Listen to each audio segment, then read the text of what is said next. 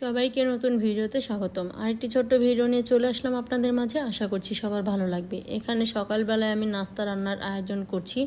সকাল প্রায় 7টা বেজে গিয়েছে, উঠতে একটু লেট হয়ে গিয়েছে আজকে। আগামীকাল অনেক রাতে ঘুমিয়েছিলাম, তাই সকালে আজকে একটু জাগনা পাইনি, একটু লেট হয়ে গিয়েছিল উঠতে। তাড়াতাড়ি উঠে ফ্রেশ হয়ে তারপর চলে এসেছি রান্নাঘরে। আজকে সকালে নামাজও আদায় করা হয়নি, অনেকটাই লেট হয়ে গিয়েছিল। এখানে প্রথমে আমি চালগুলো ব্লেন্ড করে নিলাম। চালগুলো ব্লেন্ড করে তারপর চলে যাব নিচে রান্নাঘরে। এখানে আমি উপরে রান্নাঘরে চালগুলো ব্লেন্ড করছি। উপরে রান্নাঘরে খাওয়া দাওয়া সব কিছু রাখা, আর নিচের রান্নাঘরে আমরা রান্না বান্না করি, এই আর কি। আমাদের দুইটা রান্নাঘর এই নতুন বাড়িতে। উপরে খাওয়া দাওয়ার জিনিসপত্র রাখি আর নিচে রান্না বান্না করি। আগে আমরা নিচেই খাওয়া দাওয়া করতাম, কিছুদিন যাবৎ আমরা উপরে চলে এসেছি। উপরেই সবাই খাওয়া দাওয়া করে, নিচে আর কেউ যেতে চায় না।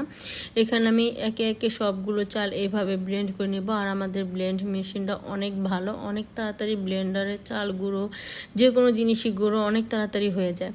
এখানে চাল গুঁড়ো করে রেখেছি। আর রাতের বেলা আমি খাসির মাংস নামিয়ে রেখেছিলাম। আজকে খাসির মাংস দিয়ে চিতই পিঠা খাবো।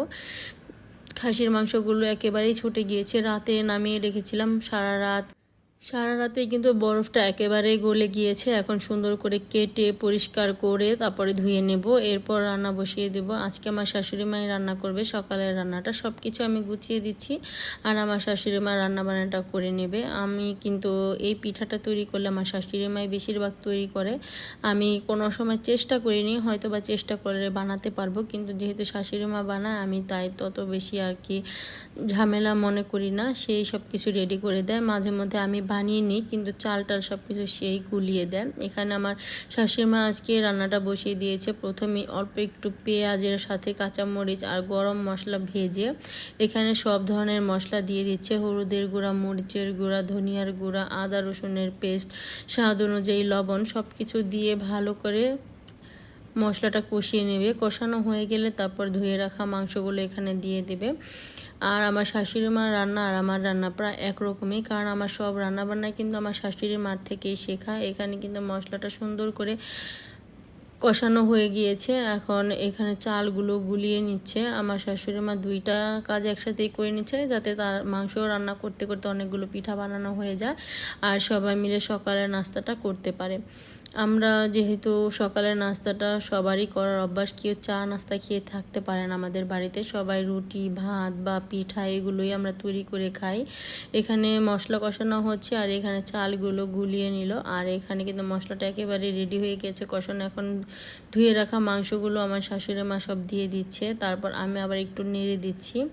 দুইজনে মিলে মিশিয়ে রান্নাটা করে নিচ্ছে। আমি সব কাজে সাহায্য করছি, আমার শাশুড়ি মা কিন্তু রান্নাটা করে নিচ্ছে। আমার যা আবার ঘরের যে টুকিটাকি কাজ আছে, ঘরটার পরিষ্কার করে, সেগুলো করছে সকালবেলা। আর প্লেট বাটি আমাদের তেমন একটা হয় না, কারণ সবাই খাওয়ার পরে যার যার প্লেট পরিষ্কার করে নেয়। আর টুকটাক যেগুলো থাকে সেগুলো আমার যাই পরিষ্কার করে ফেলে।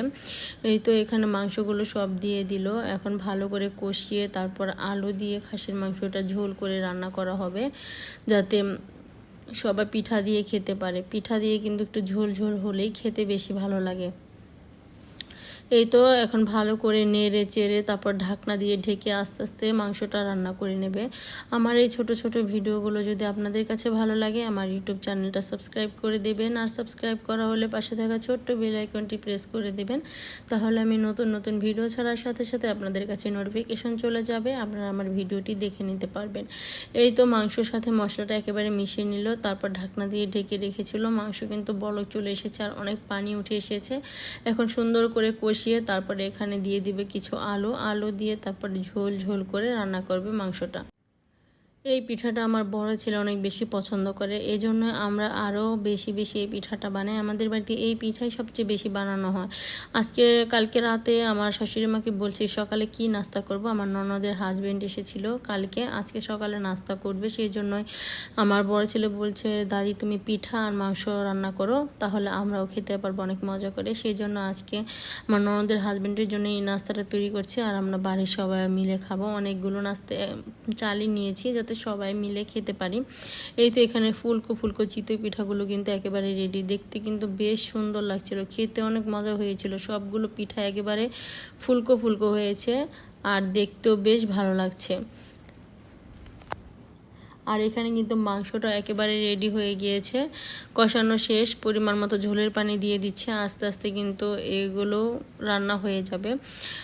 ঝোলটা এখন ভালো করে ঝাল হয়ে গেলে কিন্তু রান্না একেবারে রেডি। আর পাশাপাশি কিন্তু পিঠাগুলো তৈরি হয়ে যাচ্ছে। আর পিঠাগুলো তৈরি করার সময় এত বৃষ্টি নেমেছে, চারদিকে একেবারে অন্ধকার হয়ে প্রচুর পরিমাণে বৃষ্টি নেমেছে, ঝুম বৃষ্টি। আর বৃষ্টির মধ্যে কিন্তু এসব পিঠা খেতে বেশ ভালো লাগে, কারণ এসব পিঠা খেলে অনেক বেশি গরম লাগে। আর বৃষ্টির সময় এই পিঠাটা খেলে তেমন গরম লাগে না, কারণ বৃষ্টি থাকলে কিন্তু এমনি পরিবেশটা অনেক বেশি ঠান্ডা থাকে। এখানে বেশ অনেকগুলো পিঠা তৈরি হয়ে গিয়েছে, আরও কিছু পিঠা আছে। আর বাহিরে আমি চলে এসেছি, প্রচুর পরিমাণে বৃষ্টি হচ্ছে, ঝুম বৃষ্টি। তাই আপনাদের সাথে একটু শেয়ার করছি কি পরিমাণ বৃষ্টি হচ্ছে বাহিরে।